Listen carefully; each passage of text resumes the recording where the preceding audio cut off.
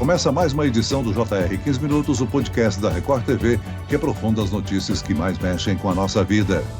O segundo turno das eleições acontece no próximo domingo, dia 30 de outubro. Além da decisão presidencial, serão definidos novos governadores em 12 estados e prefeitos em 8 cidades. No primeiro turno, a votação foi marcada por longas filas em várias regiões do Brasil, o que gerou muita reclamação dos eleitores. O que foi feito para dar mais agilidade na votação? Quem não votou no primeiro turno pode votar no segundo? E por que algumas cidades têm eleições para eleger novos prefeitos? Para explicar essas e outras dúvidas, o 15 Minutos de hoje conversa com o diretor-geral do Tribunal Regional Eleitoral de São Paulo, Cláucio Correia. Bem-vindo mais uma vez ao nosso podcast, doutor Cláucio.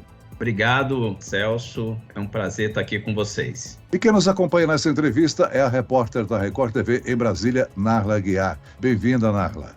Olá, Celso. Oi, doutor Cláucio. Obrigada pelo convite. Um prazer participar do podcast mais uma vez. E eu gostaria até de aproveitar a oportunidade e perguntar ao nosso convidado. Doutor, o segundo turno da eleição presidencial está sendo disputado entre o presidente Jair Bolsonaro e o ex-presidente Lula. A disputa é bem acirrada e cada voto pode ser decisivo. Agora, no primeiro turno, quase 33 milhões de brasileiros não compareceram às urnas. A abstenção foi de quase 21%. É importante, doutor, que o eleitor, independentemente da posição política, compareça e vote agora no segundo turno? É fundamental a participação do eleitor na decisão e na escolha dos candidatos que ele quer que dirija o nosso país, que governe o nosso estado, onde houver o segundo turno. Sem a participação do eleitor, realmente aquele que não comparece, acaba deixando para que outros escolham por ele, né? Então é fundamental, quando a gente prepara essa eleição para no domingo o eleitor comparecer, é para que exatamente ali ele possa ter a possibilidade de escolha, né, daquele seu candidato que ele quer, seja para presidente, seja para governador, onde houver ainda disputa para esse cargo. Agora, doutor, a abstenção foi alta e geralmente perto de 33 milhões de eleitores, conforme a Narla informou aí, né? Ela aumenta no segundo turno, a abstenção. Quem não votou no primeiro turno, pode votar no segundo? Sim, é perfeitamente possível que o eleitor que não votou no primeiro turno, vote no segundo turno, desde que o título dele esteja em vigor. Se ele já não estava regular lá no primeiro turno, obviamente ele não vai poder votar no segundo. Mas o fato de ele estar ok com o título dele, não compareceu no primeiro turno, ele pode perfeitamente e deve, inclusive, comparecer no segundo turno para a escolha dos seus candidatos. Doutor Cláucio, o eleitor que ainda não justificou a ausência lá no primeiro turno, ele pode fazer isso através de alguma plataforma? Existe um prazo para apresentar a justificativa? Sim, a cada eleição ele tem até 60 dias para apresentar suas justificativas, né? Nesse caso, do primeiro turno, acaba no dia 1º de dezembro. Isso, então, não impede que, novamente, ele compareça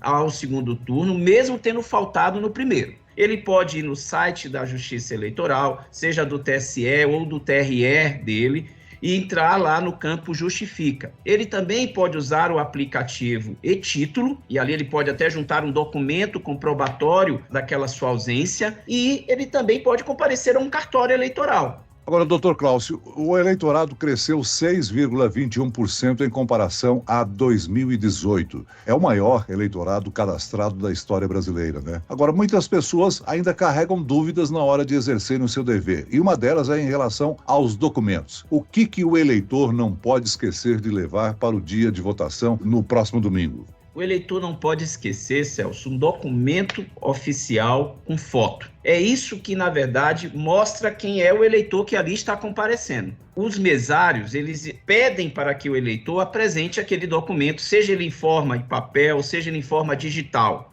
Por isso que nós incentivamos aqueles eleitores que têm o e-Título com foto, que leve o seu celular até a sessão, não para dentro da cabine. Isso é importante já até frisar. Ou ele pode usar uma CNH digital, ou ele pode usar um outro documento qualquer, um passaporte, ele pode usar uma carteira de trabalho que tenha foto, enfim, qualquer documento, um RG, qualquer documento oficial com foto, ele deve levar no dia da eleição.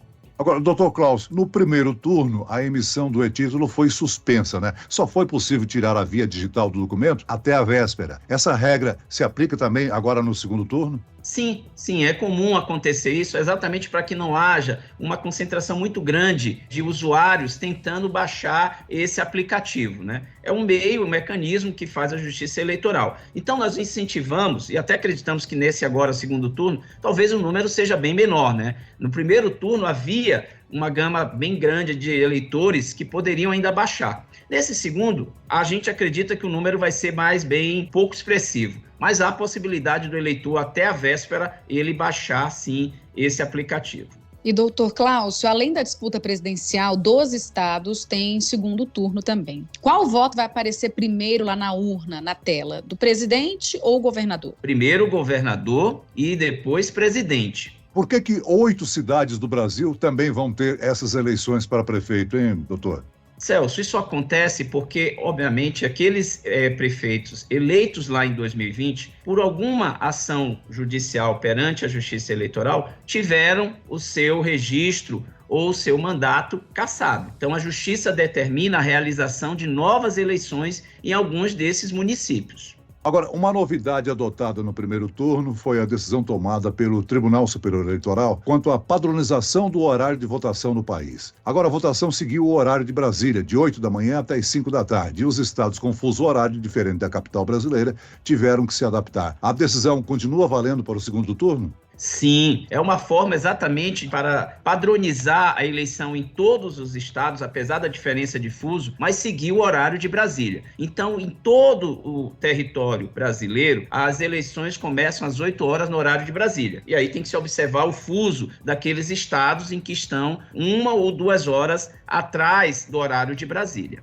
Doutor, no dia 2 de outubro, no primeiro turno, a gente viu que houve a formação de filas em vários locais no país, né? O Tribunal Superior Eleitoral, ele encontrou alguma alternativa para resolver esse problema agora no segundo turno? O eleitor vai poder votar mais rápido, de fato? Nala, naturalmente, o segundo turno é uma eleição mais rápida. Vamos lá. No primeiro turno, nós estávamos falando de 5 disputas. Agora, no segundo, em alguns estados só para presidente, em outros para governador e presidente. Então, naturalmente, ela é uma votação mais rápida. Nós estamos estudando, principalmente, a forma de funcionamento daquela sessão, com os mesários, dando uma maior agilidade nessa identificação, na utilização, inclusive, da biometria. Nós também temos que levar em consideração que, muitas das vezes, há uma concentração de eleitores em determinado horário. E aí, o que a gente está preparando para o segundo turno, repassando algumas informações importantes para os mesários, dando uma maior dinâmica nessa recepção do eleitor, e a gente acredita que também, por ser apenas 2 cargos, a eleição vai ser muito mais rápida. Agora, o Tribunal Superior Eleitoral disponibilizou um treinamento para os mesários que vão atuar nesse segundo turno. Esse material de reforço capacita as pessoas que atuam nessas eleições? De forma mais prática, Celso, é repassar algumas orientações para o eleitor. Por exemplo, Celso, às vezes em alguns locais, em algumas sessões eleitorais, cada mesário, cada presidente de mesa e os seus demais componentes tem uma forma de operar aquela entrada do eleitor. O que nós estamos querendo agora? Padronizar esse procedimento. Então, já entrou um eleitor, já se identificou, já vai chamando o outro na fila para darmos início. Isso, em geral, acontece. Mas há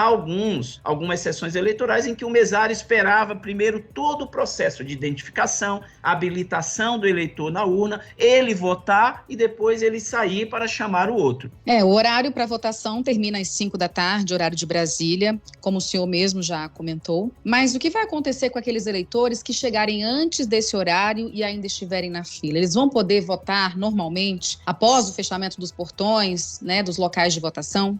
Sim, todo eleitor que chegar à sua escola, ao seu local de votação até às 17 horas, antes de fechar esse portão, ele vai estar lá, vai estar na fila da sua sessão eleitoral, e ali ele vai conseguir realizar, sim, a sua escolha, a escolha dos seus candidatos para essa eleição. Então, nada impede o eleitor chegando até às 17 horas, ele vai poder votar. Nós temos eleitores que acompanham o podcast no exterior. Como é que vai ser a votação para presidente? É só para presidente, para quem estiver no exterior, doutor? Sim, Celso. Toda a votação no exterior, ela acaba sendo apenas apenas para presidente. Nós não temos como permitir que determinado eleitor vote em cada estado. E é até fácil aqui de você entender, os nossos ouvintes. A urna, ela carrega os dados daquela votação, né, de determinado cargo. Então, muitas das vezes, um eleitor que está lá fora, ele é de um estado, por exemplo, do Rio de Janeiro. Então, como que a gente vai colocar todos esses cargos do Rio, de São Paulo, onde está havendo o segundo turno? Fica muito difícil operacionalmente fazermos isso. Agora, para o único cargo que é de presidente, aí sim, todo eleitor que está no exterior, ele fez a transferência temporária para ali votar e, consequentemente, ele vai poder escolher o seu candidato para o cargo somente de presidente.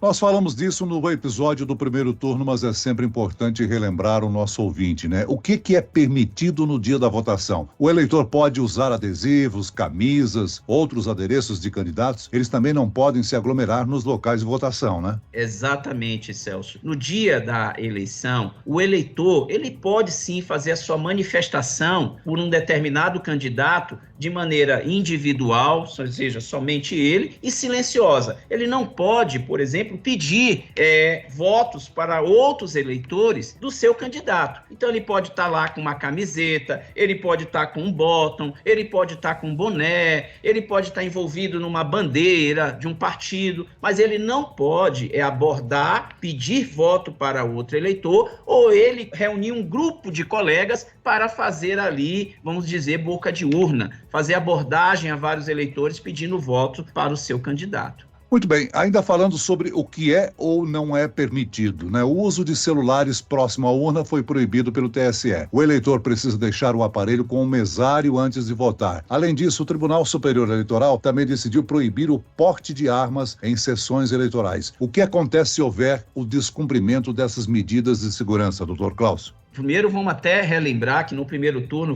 os eleitores e eleitoras, em geral, respeitaram essa ordem da Justiça Eleitoral. Então, nós tivemos pouquíssimos casos, poucos incidentes dessa questão do celular em sessão. Todo eleitor que comparecer com seu celular vai ser convidado a deixar o seu celular numa cadeira, numa mesinha, ao lado da sua sessão. Ele nem precisa deixar com o mesário. Se ele insistir, Celso, novamente nessa situação, vão solicitar a ele que deixe o seu celular com alguém da sua confiança ou que ele se retire e espere o juiz eleitoral chegar.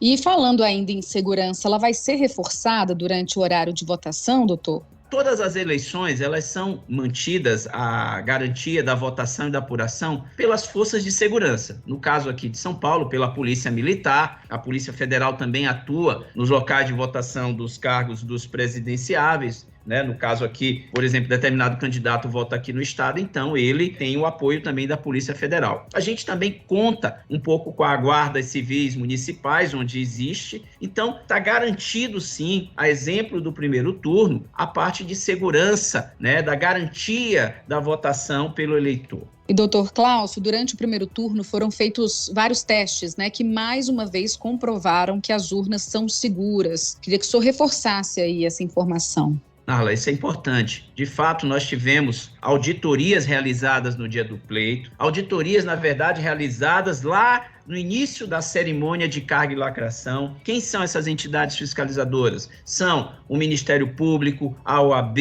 os partidos políticos, as Forças Armadas, várias organizações sociais. Isso é um tipo de auditoria. A outra que nós fizemos no dia do pleito foi o chamado teste de integridade, que é sortear no sábado a urna que seria utilizada na sessão eleitoral, retiramos ela do seu local e levamos para um local aberto ao público, repetimos o processo da eleição lá, só que obviamente ali não é oficial, é apenas para demonstrar que o voto em papel, que for inclusive preenchido por entidades fiscalizadoras, ao ser lançado na urna, vai demonstrar que o resultado em papel é o mesmo que foi lançado nas urnas. Para encerrar a nossa conversa, doutor Cláudio, presidente e governadores eleitos em 2022 vão tomar posse no dia 1º de janeiro. Mas a partir da eleição de 2026, essa data vai mudar, né? A data da posse? Isso, exatamente. Vai ter uma mudança aí a partir de 5 de janeiro, né? Talvez até esteja aberto para ser em outras datas, mas vai tirar essa tradição de 1º, até por conta de que as festas de final de ano, né? Muitos desses candidatos também acabavam passando essas festas de final de ano ano, já dentro do próprio exercício do seu cargo. Então, houve essa mudança para que agora ocorresse, tivesse assim, alguns dias para iniciarmos a posse desse mandato. Muito bem, nós chegamos ao fim desta edição do 15 Minutos. Eu quero aqui agradecer a participação e as informações do diretor-geral do Tribunal Regional Eleitoral de São Paulo, Glaucio Corrêa. Obrigado mais uma vez, doutor. Estou às ordens aqui de vocês. Obrigado a todos os ouvintes aqui que nos acompanham. E agradeço a presença da repórter da Record TV em Brasília, Narla Aguiar. Obrigado, Narla. Obrigada, Celso. Obrigada, doutor. Sempre um prazer estar aqui. Boa votação para todos nós no dia 30.